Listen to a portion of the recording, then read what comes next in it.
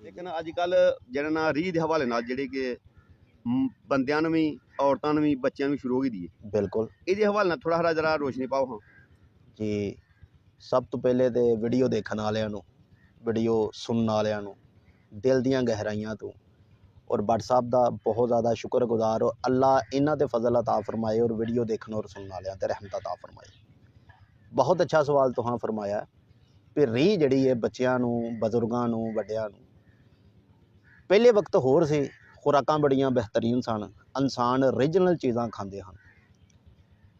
अज दे माशरे दे अंदर बहुत सारा एक परेशानी का यह आलम आ रहा है कि बर्गर, बोतल, चिप्स ये बहुत ज़्यादा खाधी जा रही है। 100 के अंदरों 75% लोगों को रीह का मसला या दिमाग का या जिगर का मसला बन जाता है। कोशिश ये करनी चाहिए कि अपनी गज़ा को बेहतर करन ते नुस्खा इहदा तुहाडी नज़र ही कर रहे हैं, बड़ा बाकमाल, सस्ता, कम खर्च ते बाला नशीन, 2-4 दिन च रिजल्ट आएगा इंशाअल्लाह। माशाअल्लाह माशाअल्लाह। ते जिन्हां नूं शिफा है तुहानूं दसन, दुआ करन तुहाडे माँ बाप वास्ते, कायनात के जितने भी बजुर्ग है मौजूद या दुनिया तो रुखसत हो गए हैं, सारे वास्ते दरूद पढ़न।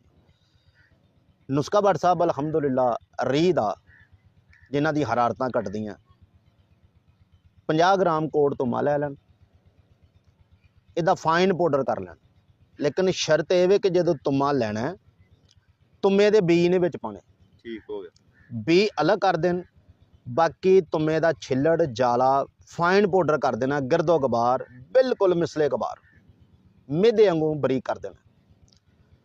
50 ग्राम ही काली जीरी पा लैनी है, ये लैदा लैदा फाइन पाउडर, फाइन का मतलब है कि बिल्कुल सुरमे वांगू कर देना। दोनों चीज़ों को मिक्स कर लवो। अगर तो उम्र 20 साल तो उपर है तो 500 mg का कैप्सूल नीम गर्म पानी नाल। गिट्टे गोडे मोढे च दर्द है, सुज फुल जाते हैं, कभी किते दर्द रहिंदी है, लक के कड़े च दर्द है, गैस पेट के अंदर गोले बन के फिरते हैं, दिमाग नूं चढ़दी है, हसाबी तहरीर है या हसाबी कमजोरी है, जिगर की हरारत बरकरार रखेगा नुस्खा और चंद दिनों के विच इंसान के जिसम चों वाई बादी खत्म हो जाएगी इंशाअल्लाह। फिंसी फोड़ा धद्दर चंबल ये वाई तहरीर च वे, हसाबी तहरीर च वे, खून गाढ़ा रखता है, लेकिन ये नुस्खा खून दा लैवल बिल्कुल मकदार ते रखेगा, कैलेस्ट्रोल नूं कंट्रोल, जोरों केसर की दर्द तक के कंट्रोल करेगा। और ये नुस्खा बजुर्गों नूं लाजमी खाना चाहिए 40 साल तो बाद। मैं कहना तबखीर मेदे तक अलहमदुलिल्लाह कम कर जाता है और लखां करोड़ों लोगों नूं फी सबीलिल्लाह बना के दिता है। मालक की रहमत आई है, अल्लाह ने अपना फजल कर दिता है। जी मजाज जिहड़ा है तुसीं जिहड़ी मिसाल कि मर्ज बयान करते हो, जी जी पहले ना तो मर्ज का मजाज बयान करो, मर्ज तो बाद उस दवाई जिहड़ी ओहदा मजाज अटैच हुंदा है, किहड़ी चीज़ नूं किहड़ी मर्ज नूं किहड़ी मजाज नूं काट करदी है, उहदा थोड़ा जिहा वादया करके। अल्लाह पाक रहमत आ फरमाए। बड़े भाई साहब उन्होंने बहुत अच्छी बात की है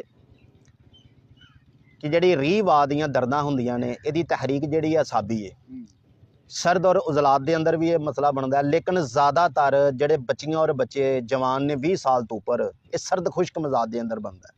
ये की होंदा है, इसका मकसद जोड़ा तहलील करना में इंसान के अंदरों खून के अंदरों गंदगी नूं साफ करना है। पेट के अंदर जितना भी पाचर तंत्र 240 नाड़ां के अंदरों फासद मादियां नूं खत्म करना है। उस बंदे का मिजाज जोड़ा वे तर गर्म करना है। ये नुस्खे का मिजाज भी तर गर्म है।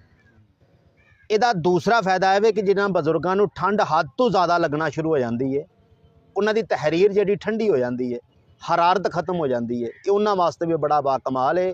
यदा टोटल मिजाज अगर कोई हकीम इस वीडियो को देख रहा है तो यदा सर्द और खुश्क मिजाज है। अगर नुस्खे की बात की जाए तो गर्म तर मिजाज है। ये सर्दी के अंदर कमाल का नुस्खा है और अल्लाह की मेहरबानी ने इहदे नाल ठंडा पानी इस्तेमाल नहीं करना, बोतल, नान, पकौड़े, तली चीज़ इस्तेमाल नहीं करनी। इहदी हरारत जिहड़ी है, इहदी हरारत तर वे और जिगर की 40% हरारत है बाप मन्निया गया नुस्खा जिहड़ा है। जदों हरारत सफरा जिगर पैदा नहीं करता, सुकून च टुर जाता है, ये नुस्खा जिगर नूं हरारत दे के जगांदा है। ते जिहदा जिगर बाबा जी जागदा होवे, अल्लाह की मेहरबानी दे नाल 26 बीमारियां जिसम चों फारग कर दिंदा जिगर।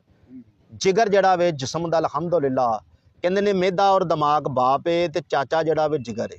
जिगर अपना मुकम्मल काम करे तो पित्ते का सफरा जड़ा फोड़ करके जाफी सुटदा है वो नहीं सुटेगा। ਜਿਗਰ ਨੂੰ ਹੁਸ਼ਿਆਰ ਕਰਕੇ ਰੱਖੇਗਾ ਔਰ ਦਿਮਾਗ ਚੁਸਤ ਰੱਖੇਗਾ ਬੰਦੇ ਦਾ। ਕਬਜ਼ ਵੀ ਨਹੀਂ ਹੋਏਗੀ, ਗੈਸ ਵੀ ਨਹੀਂ ਹੋਏਗੀ। ਜਗ੍ਹਾ ਜਗ੍ਹਾ ਤੇ ਜਿਹੜੀਆਂ ਦਰਦਾਂ ਗਿੰਠੀਏ ਦੀਆਂ ਦਰਦਾਂ ਬਣਦੀਆਂ, ਪਹਿਲਾਂ ਇਨਸਾਨ ਦੀ ਤਹਿਰੀਕ ਬਦਲਦੀ ਤੇ ਬਾਅਦ ਚ ਗਿੰਠੀਆ ਬਣਦਾ ਹੈ। ਉਹਨਾਂ ਵਾਸਤੇ ਕਮਾਲ ਦਾ ਨੁਸਖਾ ਜੇ, ਇਸਤੇਮਾਲ ਕਰੋ। ਭੱਟ ਸਾਹਿਬ ਵਾਸਤੇ ਦੁਆਵਾਂ ਕਰਿਆ ਜੇ ਔਰ ਦਰੂਦ ਆਲੇ ਮੁਹੰਮਦ ਲਾਜ਼ਮੀ ਪੜਿਆ ਜੇ।